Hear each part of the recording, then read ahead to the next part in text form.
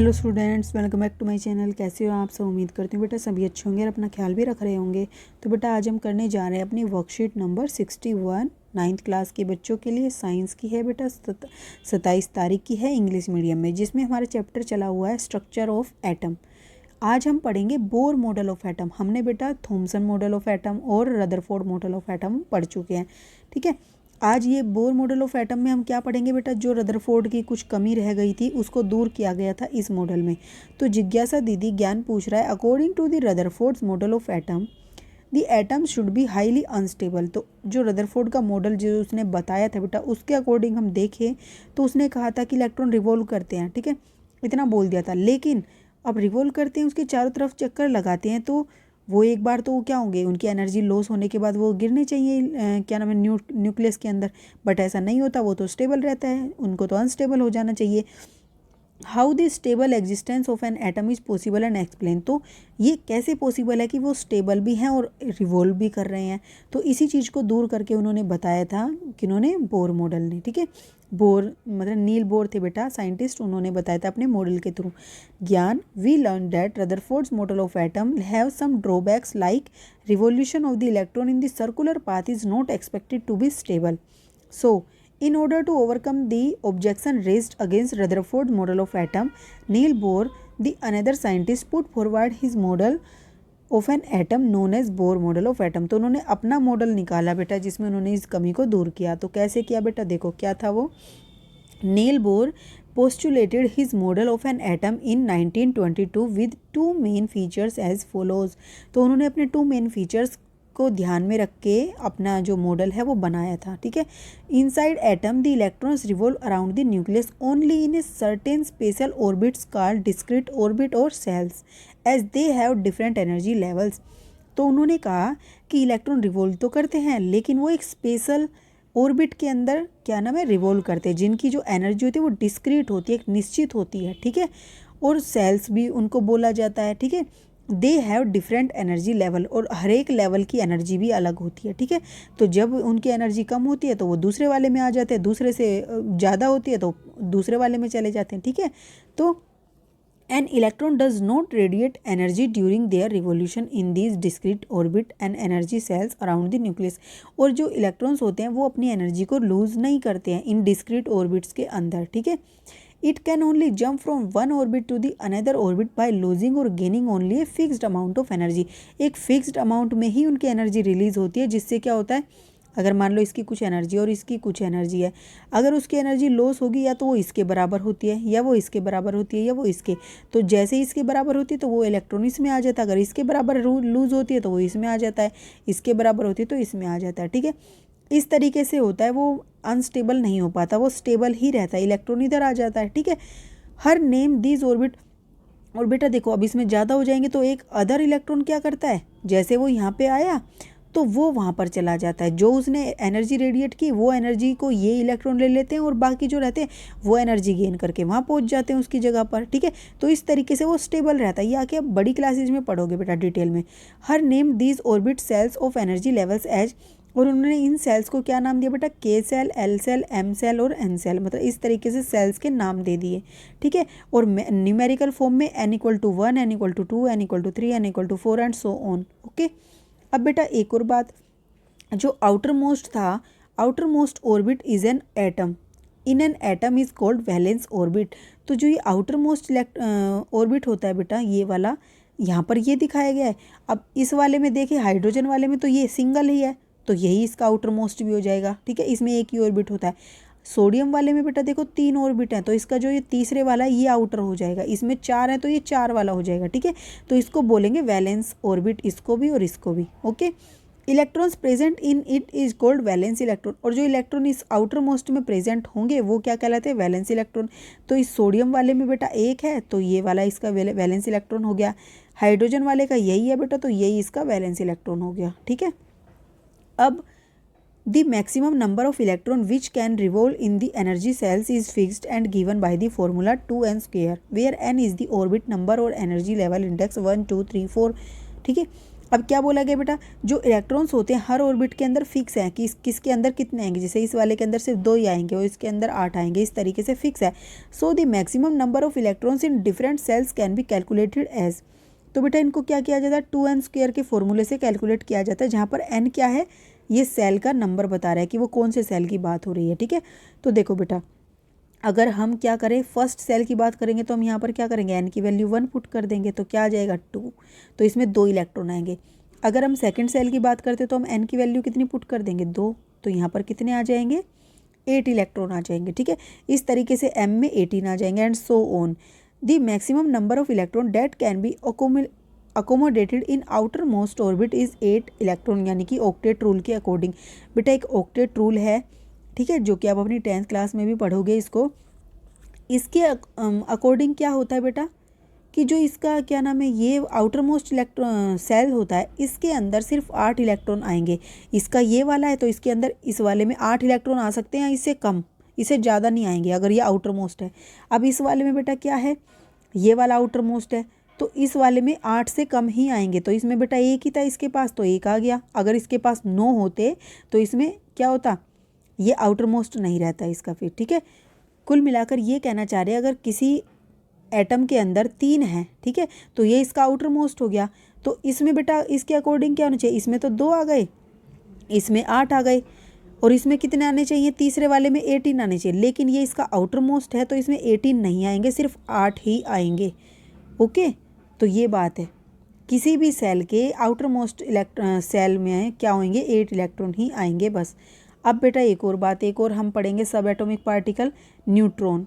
Another subatomic particle neutron is called neutron was discovered by the, देखो बेटा यहाँ पर ना इन्होंने 2 लाइनें मिक्स कर दी, यहाँ पर क्या, अनदर सब एटोमिक पार्टिकल कोल्ड न्यूट्रॉन। ठीक है, अब दोबारा से न्यूट्रॉन बोला जाएगा। Neutron was discovered by the scientist J Chadwick, इसको जे चैडविक ने डिस्कवर किया था। न्यूट्रॉन हैड नो चार्ज, और न्यूट्रॉन क्या था बेटा, उसके ऊपर कोई चार्ज नहीं था, जैसे इलेक्ट्रॉन के पास नेगेटिव चार्ज है, प्रोटॉन के पास पॉजिटिव चार्ज है, इसके न्यूट्रॉन के पास कोई चार्ज नहीं है। Its mass was nearly same as that of the proton, और इसका जो मास है वो सेम है जितना कि प्रोटॉन का, उतना ही इसका मास होता है।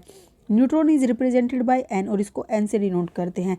ही said that neutrons are present in the nucleus along with the protons, thus most of the mass of an atom is concentrated inside the nucleus because electrons mass is negligible. देखो क्या कह रहे हैं कि हम क्या कहते हैं बेटा, जो ये है न्यूक्लियस, इसी के अंदर प्रोटॉन भी है, इसी के अंदर क्या है, न्यूट्रॉन भी है, तो जितना भी इस पूरे एटम का मास है वो सारा यहीं पर ही केंद्रित है। क्यों, ज़्यादातर, क्योंकि बेटा इलेक्ट्रॉन का जो मास होता है वो तो हम कहते हैं कि ना के बराबर होता है, तो ये तो नेग्लिजिबल है। आप ये सोचो आपके पास 502 रुपीज़ है, ठीक है, 502 रुपीज़ होंगे बेटा, तो क्या होगा, आपके लिए 500 ज़्यादा मायने रखेंगे 2 की बजाय। अगर आप किसी मार्केट में जाते हो तो क्या होता है, आप सिर्फ 500 रुपीज़ दे देते हो, 2 नहीं देते हो। ठीक है, इसी तरीके से ज़्यादातर मास इसका यहाँ पर कंसनट्रेटेड है तो हम इसको नेगलेक्ट कर देते हैं। ओके, इसलिए बोला जाता है कि सारा मास कहाँ पर कंसनट्रेटेड है, न्यूक्लियस पर। अब क्वेश्चन करते हैं, state 2 main postulate of nail bore model of atom. तो 2 पोस्टुलेट क्या थे बेटा, तो ये रहे इसके, ठीक है, पोस्टुलेट्स। आप लिखोगे नील बोर पोस्टुलेट्स, ठीक है, ये हटा देना यहाँ पे, फिर ये वाला और ये वाला यहाँ तक सारा लिख देना। ओके, फर्स्ट लाइन बेटा यहाँ से भी लिख सकते हो आप कि 2 main postulate of Niels Bohr model of an atom are, ठीक है, ये कर देना और फिर वो 2 पॉइंट्स लिख देना। फिर how did bore model of an atom overcome the drawback in the Rutherford's model of atom. तो क्या कहोगे, आप लिखोगे कि, ठीक है, आपको यहाँ से ये लिखना है कि ही ओवरकम दी, क्या बोला था बेटा, ओवरकम दी ड्रॉबैक। ओके, तो आप यहाँ से लिख दोगे कि नील बोर ओवरकम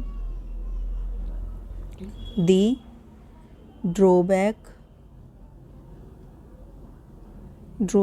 ऑफ, कौन सा था, रदरफोर्ड मॉडल ऑफ एटम। ठीक है, Rutherford model of atom by giving another model of atom, ठीक है, in which he said that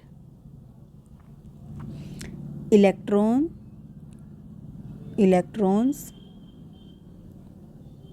यहाँ पे बेटा ये n है, ठीक है, इलेक्ट्रॉन्स रिवॉल्व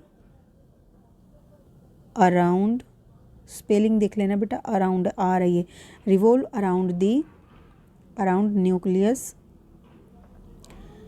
ओनली इन, ठीक है, ओनली इन सर्टेन, ठीक है, certain special orbit, certain special orbit, ORBIT, ठीक है, ऑर्बिट यहाँ से कह सकते हो, जिनको क्या बोला जाता है, कोल्ड डिस्क्रीट ऑर्बिट। और फिर क्या लिखोगे, ये लाइन लिखोगे, N electron does not radiate energy during their revolution in this discrete orbit and energy level around the nucleus, ठीक है, और वो क्या करते हैं, वो मतलब कि डिस्क्रीट एनर्जी लेवल जो हैं वो रेडिएट नहीं करते एनर्जी। फिर ये लिख दोगे, it can only jump from one orbit to the another orbit by losing और gaining only a fixed amount of energy, ठीक है। तो आप ये सारा बेटा यहाँ पर लिख दोगे, ठीक है, यहाँ पर अमाउंट ऑफ एनर्जी, ये पहले आपको ये सारा लिखना है, फिर उसके बाद यहाँ से लिख देना है, ओके। अब नेक्स्ट क्वेश्चन क्या है बेटा आपका, नेक्स्ट क्वेश्चन है, draw a diagram of bore model of an atom showing 4 energy levels. तो बेटा आपको ये 4 एनर्जी लेवल वाला ये वाला डायग्राम आपको ड्रॉ कर देना है, ठीक है। अब नेक्स्ट क्वेश्चन क्या है बेटा कि what are the neutrons and where are they located. तो न्यूट्रॉन क्या है और वो कहाँ लोकेटेड होते हैं। तो आप लिखोगे बेटा, न्यूट्रॉन हैड नो चार्ज, ठीक है, neutron had no charge and its mass was nearly same as that of the proton. आप यहाँ ऐसे नहीं लिखोगे, आप ये लिखो बेटा, मैं बता रही हूँ, न्यूट्रॉन हैज़ नो चार्ज, ठीक है, 1 minute, neutron has no charge, okay, and its mass is nearly equal to the mass of proton, and it is denoted by n, okay. उसके बाद फिर लोकेटेड कहाँ है, तो आपको लिखना है कि nucleus is located, sorry nucleus नहीं, neutron are located in the nucleus, ठीक है, nucleus along with protons, okay.